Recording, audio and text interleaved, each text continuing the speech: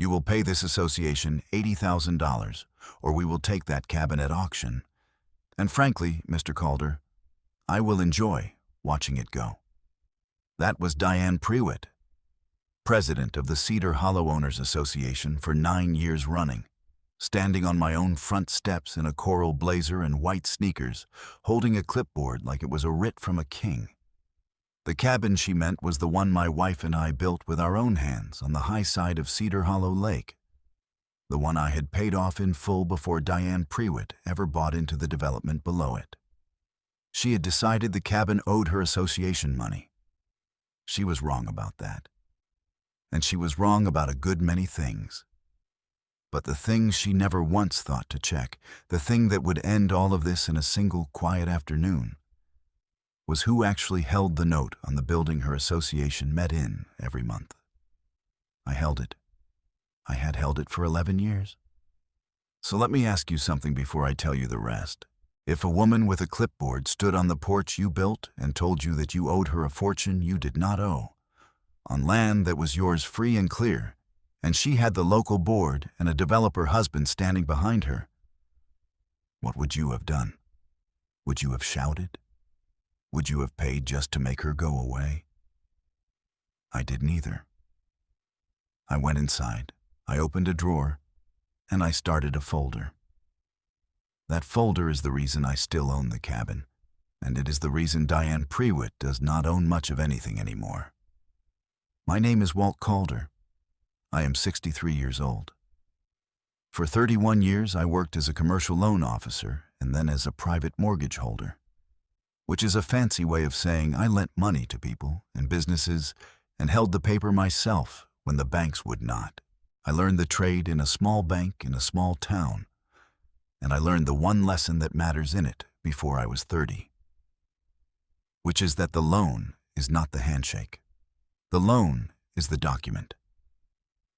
And the document is only as good as the records behind it. I am not a lawyer, and I am not a cop. I am a man who reads documents for a living and who learned a long time ago that the person who keeps the cleanest records usually wins, even when they are quiet about it, especially when they are quiet about it. People think money is power. Money is not power. A recorded instrument is power. Money just rents it for a while. The cabin sits on 4.5 acres on the North Ridge above Cedar Hollow Lake, up in the pine country where the road turns to gravel and the air smells like resin and cold water. My late wife, Ruth, found the parcel back in 1994. Before there was a Cedar Hollow development at all, before there was an association, before Diane Prewitt and her husband ever drove up that mountain in a leased SUV. She found it the way she found everything, by accident and then on purpose, pulling the truck onto the shoulder because she liked the way the light came through the pines on the high side of the water. We walked the 4.5 acres that afternoon in our church clothes, ruining a good pair of shoes apiece. And by the time we got back to the truck, she had already named the rooms of a house that did not exist yet. We bought the land outright. I had been a loan officer for 10 years by then, and I knew better than most what a mortgage could do to a marriage. So we saved, and we paid cash, and we owned it clean from the first day. We cleared it ourselves, the two of us, dragging brush and burning slash on weekends through one whole summer until our hands were the color of the dirt. Ruth drew the cabin on a yellow legal pad at the kitchen table, erasing and redrawing the porch 4 times until she got the angle she wanted off the morning sun. And we built it over 4 summers, the two of us and our daughter handing up nails from a coffee can. I remember Ruth standing on a ladder with a pencil behind her ear, calling down measurements, and our girl, small then, sorting screws by size on the subfloor because Ruth had told her it was an important job, and she believed her. Ruth passed 5 years ago, in the spring, with the windows open and the lake going gold below. Every board in that place has her hands on it. The kitchen counter is the height it is because it fit her, not me. So when I say the cabin is not for sale, understand that I am not being stubborn. I am keeping a promise I made to a woman on a ladder, and I do not break promises to make a clipboard go away. Now here is the part Diane never bothered to learn, and it is the heart of this whole story. So I want to lay it out plainly. When the Cedar Hollow development went in down the slope in the early 2000s, the developer needed money to build the clubhouse, the building that would become the association's headquarters and meeting hall. Banks were tight that year. The developer came to me. I held private notes for a living, and I knew the land. So I wrote the construction loan myself and recorded a deed of trust against that clubhouse parcel. The development changed hands twice over the years. The note got assigned and reassigned and refinanced down.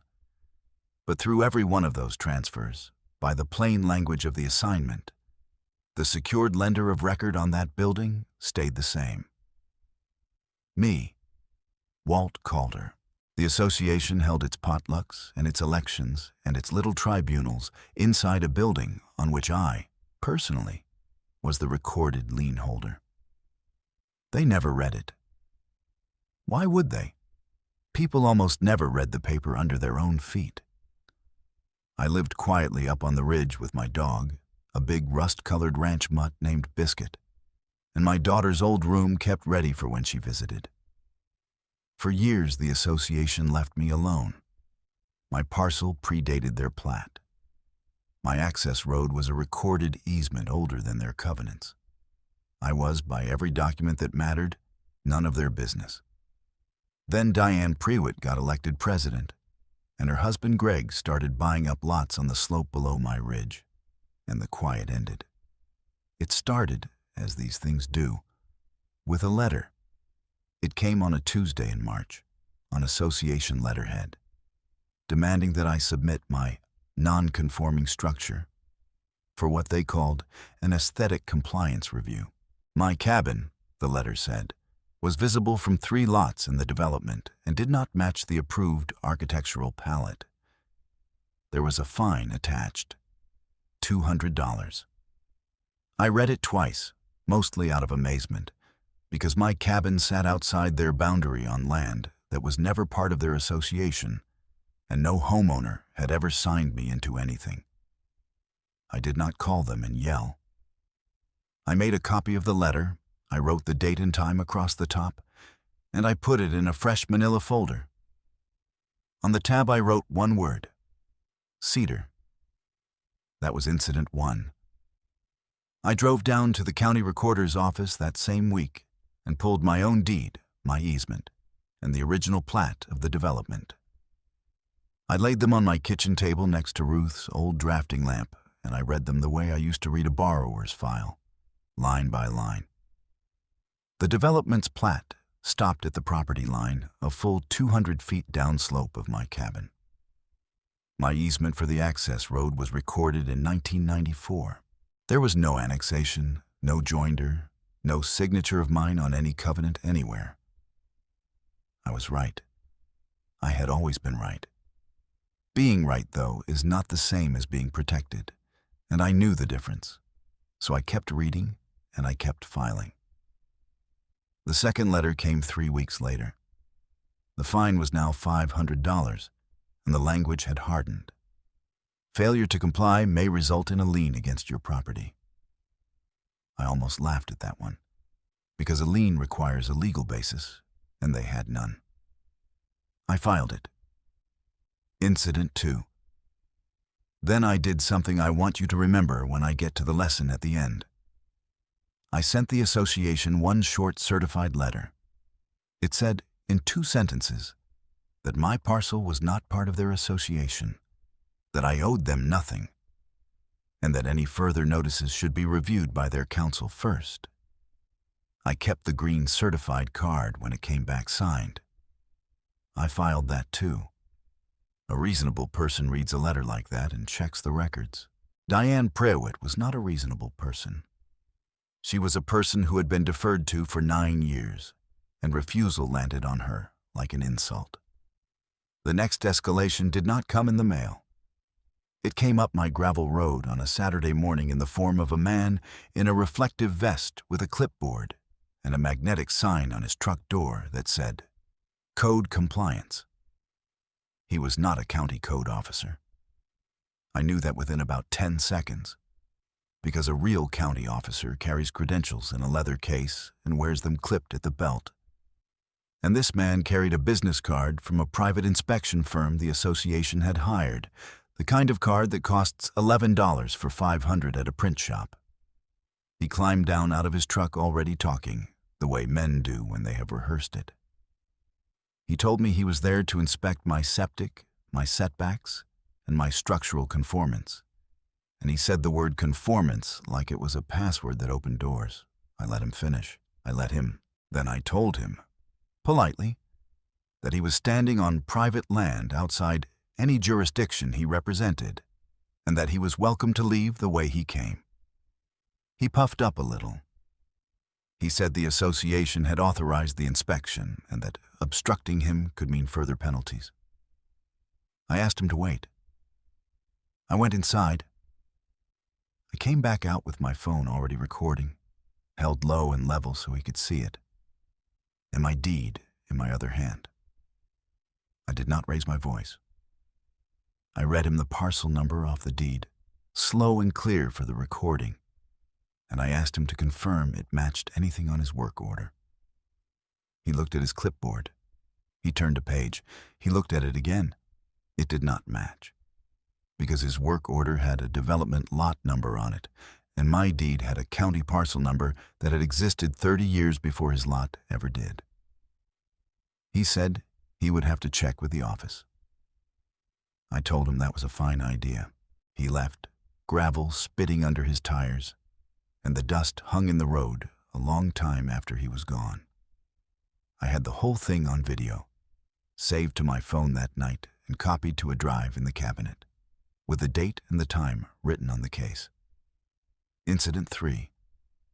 That was the day Biscuit started barking at the sound of vehicles on the gravel, and the day my daughter Casey, 16 then and sharp as a tack, started keeping her phone charged and on the windowsill that looked down the road.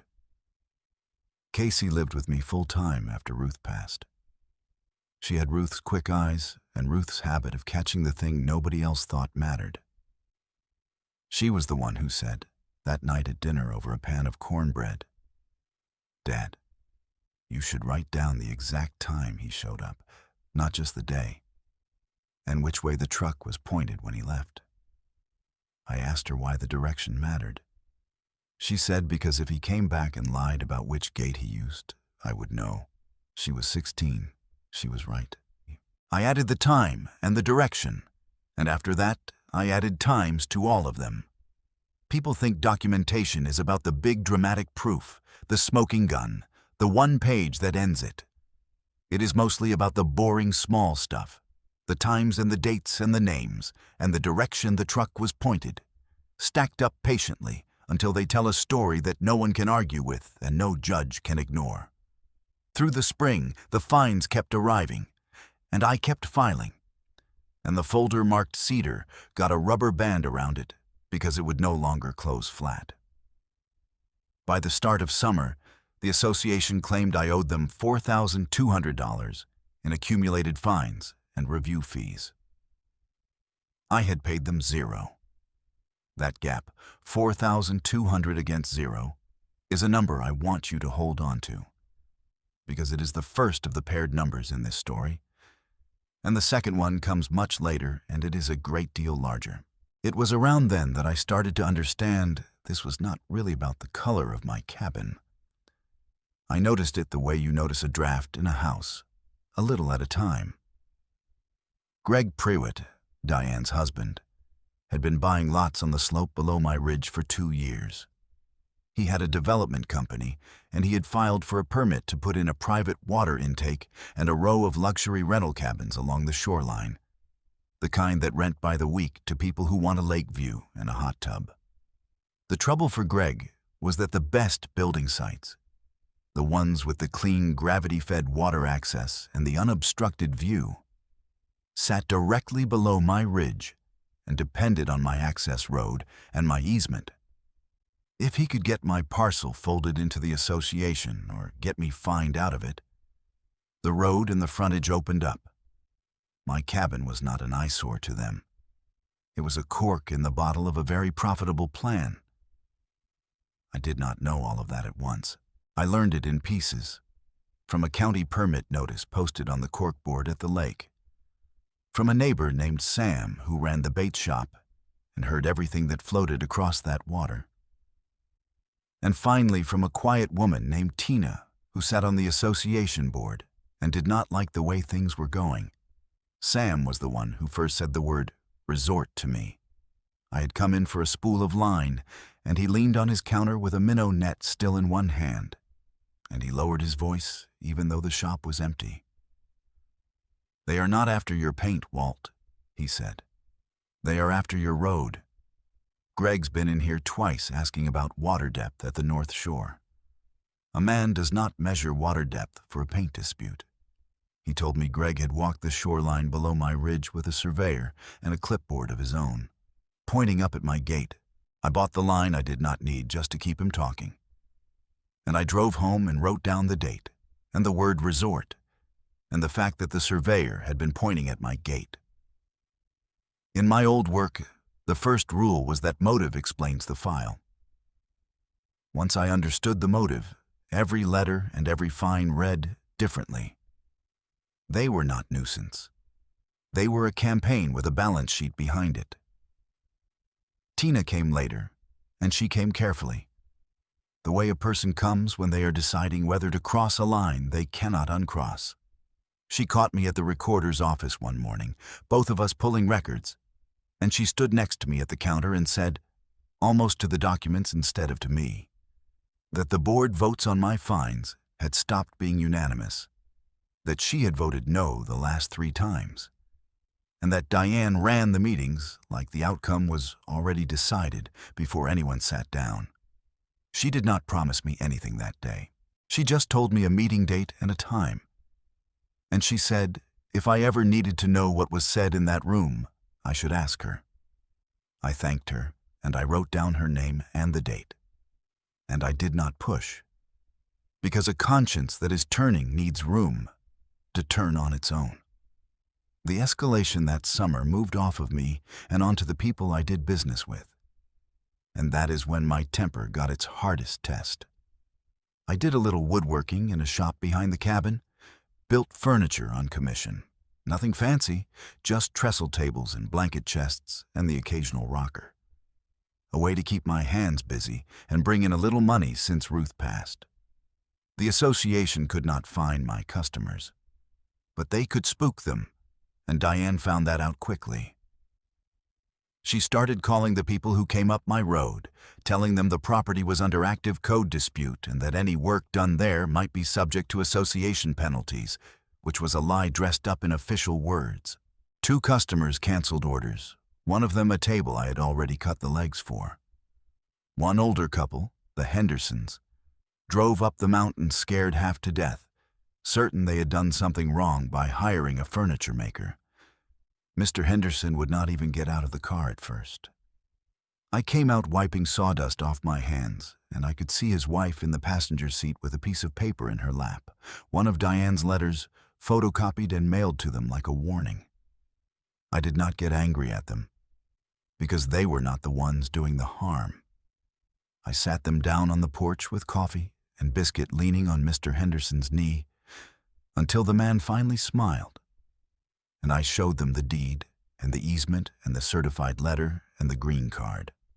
I walked them out to the property line and showed them the actual stake, the one the county had set, 200 feet downhill of where Diane claimed her authority ran. By the time they left, they had not only kept their order, they had added a matching bench to it. I will not pretend, though, that it did not cost me the canceled tables and the hours and the look on that woman's face before the coffee. That was incident 11, and it was the first one that made me set my jaw and hold it. Casey heard Diane on the phone that day because I had taken a call on speaker by accident while I was washing up, and she heard the part where Diane called us the squatters on the ridge.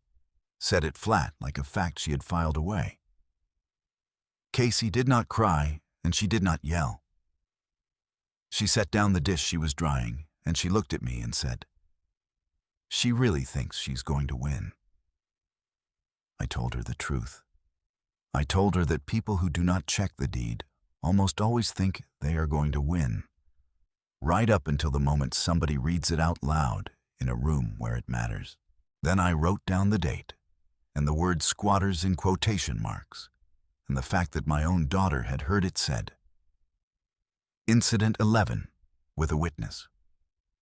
Casey signed her name under my note, in her own hand, because she said a witness should sign, and I keep that page to this day. By August, the association filed an actual lawsuit. They sued me in county court to enforce their fines and to compel my parcel into compliance with their covenants. It was a thin, badly drafted complaint. 3 pages of bluster and a prayer for relief, and any honest reading of the recorded documents would have sunk it. But a lawsuit is a lawsuit, and it meant lawyers and time and money, and the kind of low hum of worry that sits behind your breastbone for months. I hired a local attorney named Ed Marsh, a calm older man who had handled property cases up in the Pine Country for 30 years, and who wore reading glasses on a cord and a cardigan with a hole in one elbow. Ed read my folder cover to cover at his desk while I sat across from him. And he did not say a word for the better part of an hour. Just turned pages and nodded, and once or twice made a small sound in his throat like a man finding money in an old coat. When he finished, he squared the stack, set it down, and looked at me over the glasses. "Walt," he said, "you have built a better case file than most law firms manage with a paralegal and a budget. Dates, times, names, the certified card, the video, the parcel numbers. We are not going to lose this. The only real question is how much daylight we let them have before we close the door." I told him I wanted all the daylight in the world. I told him I wanted Diane Prewitt to commit, fully and publicly and in writing, to the position that she had any authority over my land at all. Because a position you commit to in public is a position you cannot quietly walk back later. Ed smiled at that. A slow smile, and he took off his glasses and let them hang. "You think like a lender," he said. "You want them on the hook before you call the note." I told him that was exactly right. Here is something Ed told me that I did not know, and it changed how I waited. He said that under the rules in our county, an association cannot record a lien or pursue an enforcement action against a parcel it has no recorded authority over, and that if they kept escalating, every step they took would become evidence of bad faith that a judge could weigh against them. "They are building our case for us, one letter at a time," he said. "The worst thing we could do right now is make them stop. Let them climb." So I let them climb. I filed each new notice, each fine, each phone call to a customer, each photocopied letter mailed to an old couple, and I waited. And the folder marked "Cedar" grew until it took 2 rubber bands, and Diane mistook my patience for weakness, which is exactly what I wanted her to do. A man who answers every provocation looks strong and fights badly. A man who answers none of them looks weak and wins.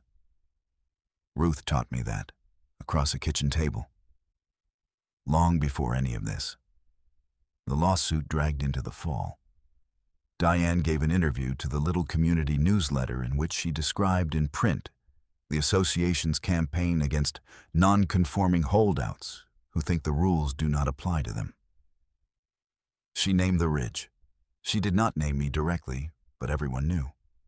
I clipped that newsletter and filed it. It was the second time she'd committed her position to a permanent record after the lawsuit. And Ed circled it in red when I brought it in. "Public characterization," he said. "On the record. Good." Then came the part I am least proud of having to live through, because it touched my daughter. And there is no document in the world that makes that feel acceptable. It was a Thursday evening in October. I was down at Ed's office in town. Casey was home alone with Biscuit. A truck came up the gravel road. 2 men in it, with a trailer and a set of bolt cutters and a post hole digger. They had been hired, we learned later, by Greg's company, with a work order that claimed authorization from the association to remove an encroaching gate and survey stakes along my access road, which is to say, to tear out my gate and begin staking the road for his rentals while the lawsuit was still pending and before any court had ruled anything. Casey called me, and her voice was not tidy. It came in pieces. "Dad, there are men at the gate. They have cutters. They are saying they are allowed to. Biscuit is going crazy. Dad, what do I do?" I told her to stay inside, lock the door, do not go out, and start recording from the upstairs window, the one that looks down the road. I told her I was calling the sheriff and I was coming home. Then I hung up and I called the county sheriff's dispatch, and I drove that mountain road faster than I have ever driven it in my life, with my heart going like a hammer and Ruth's voice somewhere in my head telling me to keep my head clear. The deputy beat me there by about 4 minutes. His name was Deputy Ortiz, a steady young man I'd met once at the bait shop. By the time I came skidding up the road, he had the 2 men standing by their truck, and Casey was on the porch with Biscuit pressed against her leg, shaken but unhurt, still holding up her phone. She had recorded the whole thing, the cutters on the gate chain, the men claiming authorization, the truck door with Greg's company name on it. Ortiz looked at me and said the thing that constrained officers always say, the thing I had been told to expect. "Mr. Calder, they showed me a work order. It looks official. I cannot arrest a man for a property dispute on the spot. You are going to need to show me who actually has the right here on paper, or this becomes a civil matter and they may be back tomorrow." That was the moment everything I had filed for 7 months stopped being a hobby and became a key. I asked Deputy Ortiz to wait. I went inside, past Casey, past Biscuit, to the cabinet where the folder lived. I did not pull the cabin deed this time, though. I pulled a different document, one I had kept in the same drawer for 11 years and had been waiting, patiently, to need. I came back out onto the porch into the cold October dark with the deputy's flashlight on the paper. And I laid it flat on the hood of his cruiser. And I want to tell you exactly what happened next, because it happened slowly and quietly, and it is the center of everything. Deputy Ortiz read it. He read it twice. He looked up at me, and then he looked down the slope toward the lights of the clubhouse, the association's building, glowing through the pines, where Diane Prewitt held her meetings and signed her letters and ran her campaign against the squatters on the ridge. Then he looked back at the paper. "Mr. Calder," he said, "this is a recorded deed of trust on the clubhouse, the association's building. Recorded in 2014, I said. Assigned and refinanced since, but the secured lender of record never changed. That is me. I wrote the construction loan on that building. I hold the note." The deputy was quiet for a long moment. One of the 2 hired men started to say something about his work order, and Ortiz held up a hand without even looking at him.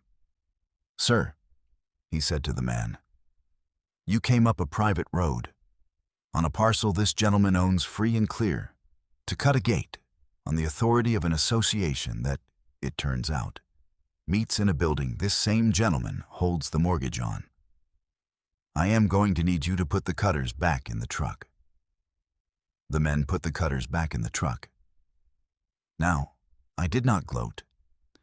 I want to be clear about that, because gloating was the one thing Ruth could never stand, and because the document was doing all the talking I needed done. I did not say a word to those men. I let the deputy do his job. He took Casey's video. He took my copies. He wrote down the company name off the truck and the work order, and he told the two men to leave and not return. And he told me, plainly, that the deed of trust changed the picture, and that I should bring everything to the county the next morning. Then he crouched down to Biscuit's level and let the old dog sniff his hand. And he told Casey she had done exactly right. And I think that small kindness meant more to her that night than anything the rest of us said. After they left, Casey and I sat on the porch a long time. The lake was black glass below us. She asked me when I had known it would come to the deed of trust. I told her the truth, that I had not known it would, that I had hoped it would never have to. That you keep the strong document in the drawer and pray you only ever need the simple ones. She leaned her head on my shoulder, the way she used to when she was small and Ruth was still alive, and she said, "Mom would have liked how quiet you stayed." I did not trust my voice to answer that one, so I just put my arm around her, and Biscuit groaned and dropped his chin on my boot. And for the first time in 7 months, that the gravel road was silent. That was a fine thing to hear. The next morning, I did not go to Diane Prewitt. I went to the county with Ed Marsh, and we let the documents move through the proper channels, which is the only kind of victory that holds. Ed filed a motion to dismiss the association's lawsuit, with my deed and easement and the recorded plat attached. And the judge took about 10 minutes to see that the association had sued a parcel it had no authority over.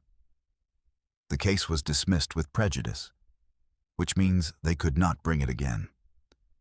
That was the small door closing, though. The big door was the deed of trust and what it meant for Greg Prewitt's resort. You see, while the association had been hounding me, Greg had been borrowing heavily against the development to fund his shoreline rental project. And the clubhouse parcel, the building with my lien on it, had been quietly pledged as additional collateral in his financing package. Because that is what developers do. They stack every asset they can reach. Greg's lenders had assumed the clubhouse was clean. It was not. There was an older recorded deed of trust senior to their interest, mine, that nobody on his side had ever pulled. When my attorney recorded the dismissal and a notice asserting my secured position, Greg's new financing fell apart inside a week. His lenders pulled back the moment they understood that the building at the heart of the development carried a senior lien they had never accounted for. The shoreline resort, the rentals, the water intake, all of it depended on financing. That depended on collateral that turned out to be encumbered by the very man Diane had tried to fine off his mountain. Here are your paired numbers, the ones I told you to wait for.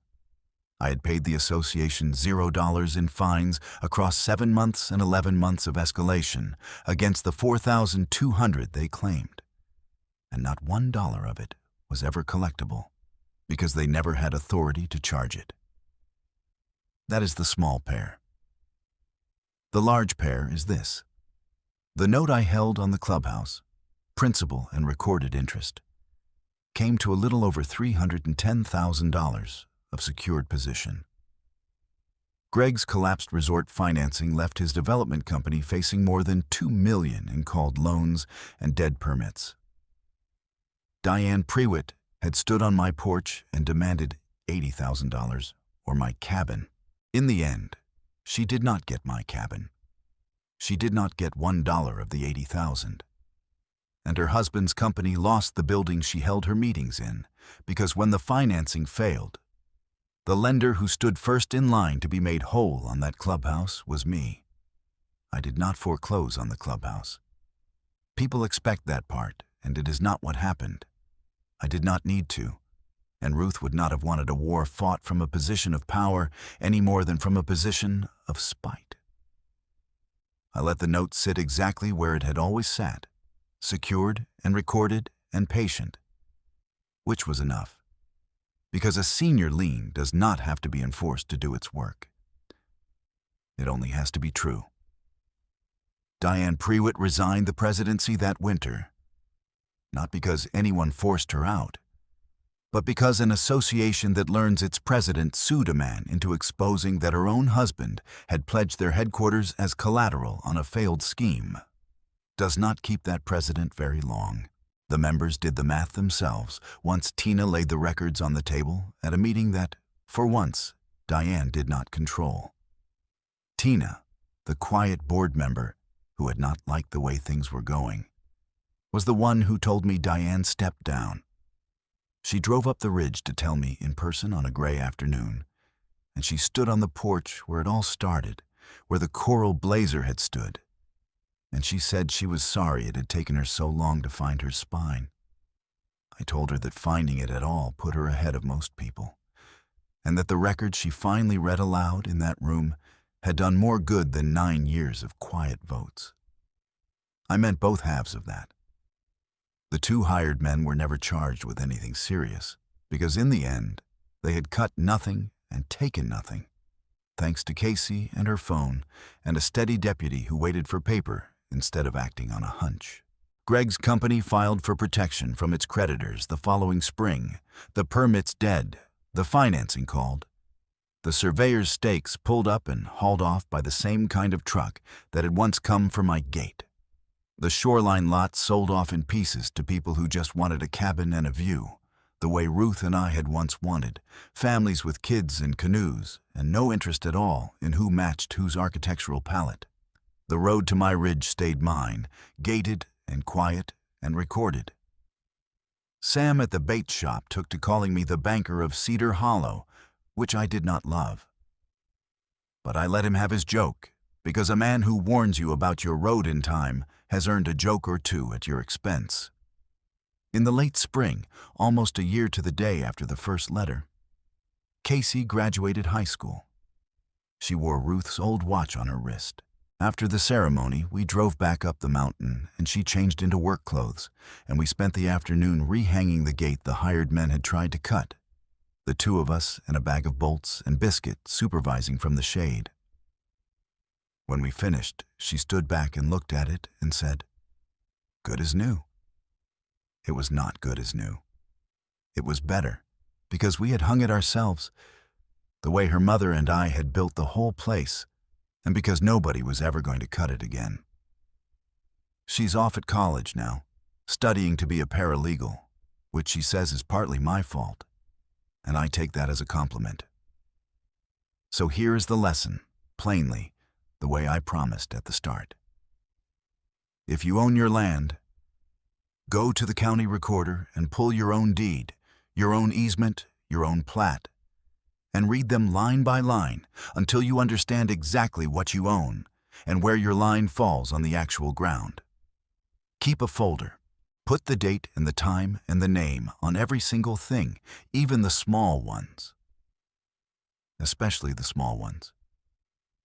Because the boring records are the ones that win. When someone with a clipboard tells you that you owe them something, do not argue and do not pay. Ask them in writing to show you the recorded authority, and then keep their answer. Send the certified letter and save the green card. Install the right lock and the right gate. And understand that the strongest document you hold is often the one you hope you never have to use. The one that sits in the drawer for 11 years until the night somebody forces your hand. Patience is not weakness. Patience is just a record getting longer. If you have a story like this, a clipboard and a fine and a piece of land somebody tried to take, tell me about it in the comments. Because I read them and I learned from them. If this kind of story is one you want more of, subscribe and stick around. Because next time, I'm going to tell you about the widow downriver whose HOA tried to condemn her boat dock as a safety hazard, never once checking that her late husband had registered it as a federal navigational aid 40 years before their association existed. That one is even quieter than this one, and it ends at a federal counter with a clerk who could not stop smiling. Until then, keep your records clean, walk your lines, and take care of your people. I am Walt Calder, up on the ridge above Cedar Hollow Lake, and the gate is still mine.